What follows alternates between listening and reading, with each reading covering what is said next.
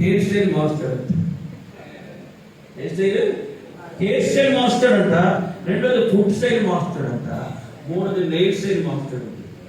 మీ అందరూ తెలుసు ఈ రాజ్యం అంతా నా వల్లే స్థాపించబడింది, నేనే నేను అందరికి నేనంటే పరలోకం చూసింది, దేవుడు చూశాడు. నెబుకద్నెజరు ఇదంతా నేను చేస్తుంటే నీ ద్వారా నేను కనపరుస్తుంటే, నేను హెచ్చిస్తుంటే నువ్వేమనుకుంటున్నావు? నేనే అంటున్నావా?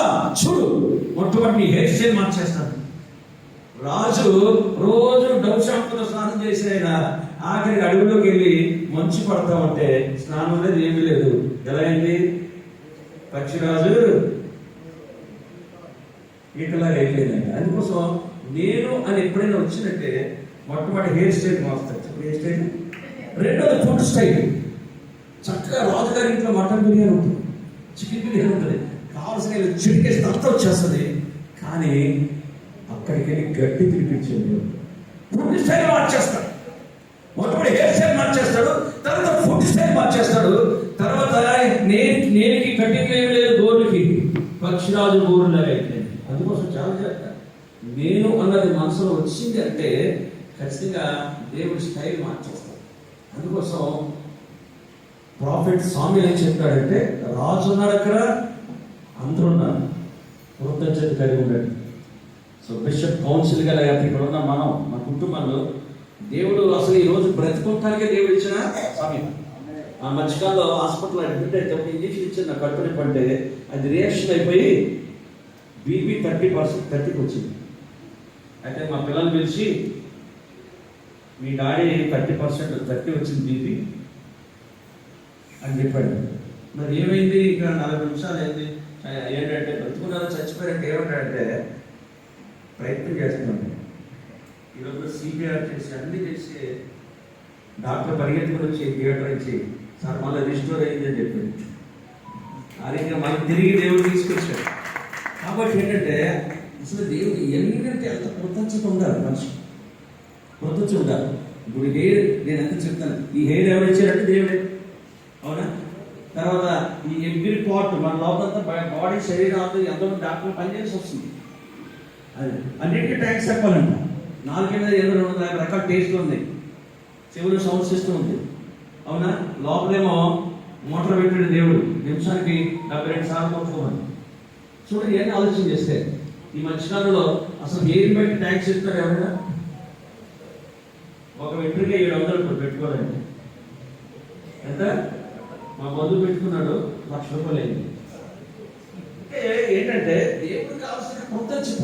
ఎఫెసీ సంఘాన్ని చెప్పాడు కృతజ్ఞత కలిగి ఉన్నాడు, కొలసీ సంఘాన్ని చెప్పాడు కృతజ్ఞత కలిగి ఉన్నాడు, ఫిలిప్పీ సంఘాన్ని చెప్పాడు ట్యాంక్స్ చెప్పండి దేవునికి, దశలోని సంఘాన్ని చెప్పాడు ట్యాంక్స్ చెప్పండి దేవునికి, కృతజ్ఞత కలిగి ఉండండి.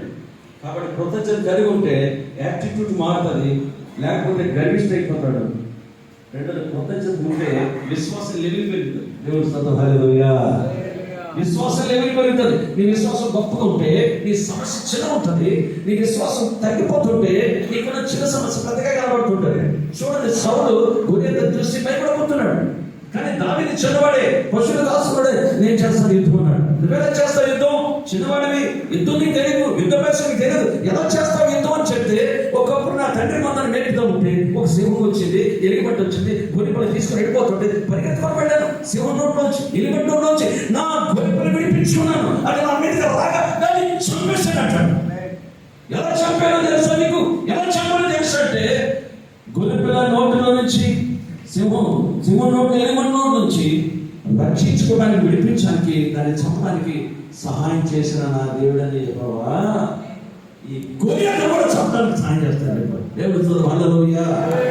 దేవుడు చేసిన కార్యాలన్నీ గుర్తు చేసుకుంటే కొంచెం గంట సేపు ఉండి కృతజ్ఞత మాత్రమే కాదు, విశ్వాసం కూడా పెరుగుతుంది. చాలా మంది రాత్రి నాకు నిద్ర పట్టలేదు అంటుంటారు.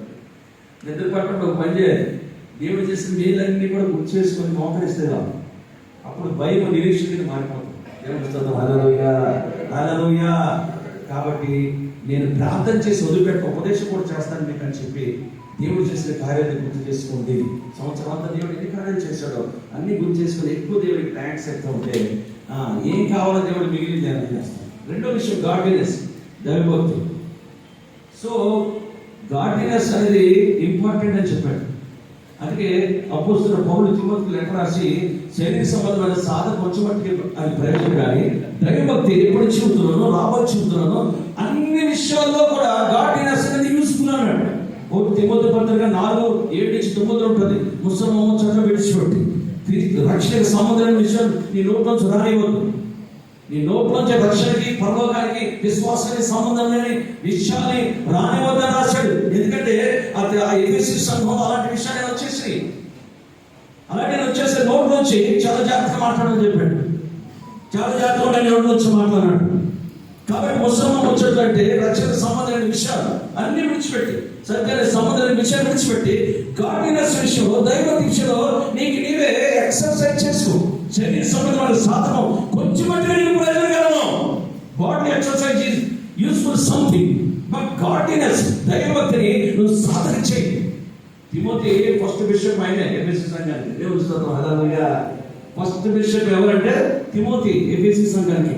ఆయనకి మెంటర్ పౌలు గారు లెటర్ రాసి చెప్తున్నాడు, ఓ బిషప్, ఓ తిమోతి, నువ్వు బిషప్ వెళ్ళి నేను అక్కడ పంపిస్తున్నాను. నువ్వు అక్కడ చాలా మంది అపాయింట్ చేయాలి, చాలా మంది అక్కడ హెచ్చరించాలి, అందుకే నేను అక్కడ పంపిస్తున్నాను. కాబట్టి నీ మటుకు ఎలా ఉండాలి? గాడ్లీనెస్ ని సాధన చేసే వ్యక్తిగా ఉండాలి. What is godliness? దైవభక్తి ఏంటంటే దానికి నిర్వచనం ఇచ్చాడు. ఒక తిమోతి 3:16 ఏంటంటే నిరీక్షకంగా దైవభక్తిని వచ్చాడు, మరణం గొప్పది అన్నాడు. ఏంటి ఆ